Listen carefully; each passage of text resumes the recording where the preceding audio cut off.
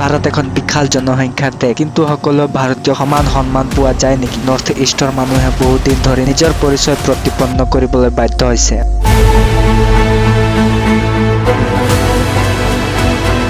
ৰং, চকুৰ আকাৰ আৰু ৰূপৰ ওপৰত ভিত্তি কৰি তেওঁলোকক বিদেশী বুলি ধৰা হয়, সমালোচনা কৰা হয় আৰু কেতিয়াবা ঘৃণাৰ সন্মুখীন হ'ব লগা হয়।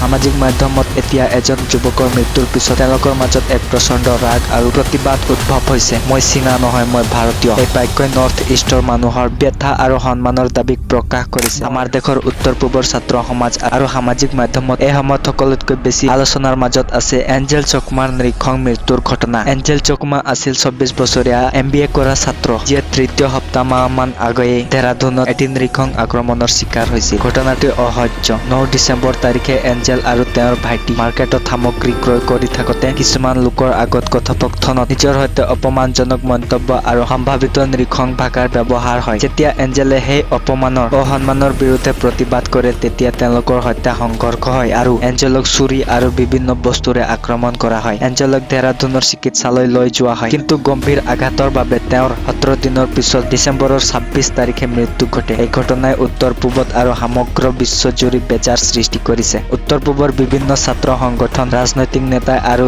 স্বাভিমানী নাগৰিকে এই ঘটনাক হিংসাত্মক জাতিগত আক্ৰমণ বুলি বিবেচনা কৰিছে আৰু দৃঢ় ন্যায় বিচাৰ দাবী কৰিছে। সন্দেহজনকসকলৰ বিৰুদ্ধে মাৰ্ডাৰৰ অভিযোগ দায় অন্তৰ্ভুক্ত কৰা হৈছে আৰু কিছু ব্যক্তিক গ্ৰেপ্তাৰ কৰা হৈছে যদিও মুখ্য অভিযুক্ত এজন দেশৰ বাহিৰলৈ গৈ থকাকৈ তলব কৰা হৈছে। এই ঘটনাৰ প্ৰতি উত্তৰ দিয়া হৈছে অসংখ্য ৰাজনৈতিক নেতাই আৰু ছাত্ৰ সংগঠনসকলে আমাৰ দেশ ভাৰত, আমিও ভাৰতীয় বুলি দাবী কৰিছে। ই এক বৃহৎ আলোচনাৰ বিষয় হৈ পৰিছে যে দেশৰ ভিতৰতো বিভিন্ন জনগোষ্ঠীৰ সন্মান ৰক্ষা আৰু ন্যায় প্ৰদান কেনেকৈ নিশ্চিত কৰিব পাৰি। আজিৰ দিনত এই ঘটনাই উত্তৰ পূবৰ জনসাধাৰণৰ হৃদয় স্পৰ্শ কৰিছে আৰু সমগ্ৰ দেশলৈ এটি গুৰুত্বপূৰ্ণ বাৰ্তা প্ৰেৰণ কৰিছে। প্ৰত্যেক নাগৰিকৰ সন্মান একে, কোনো অপমান সহ্য কৰিব নোৱাৰি। ধন্যবাদ।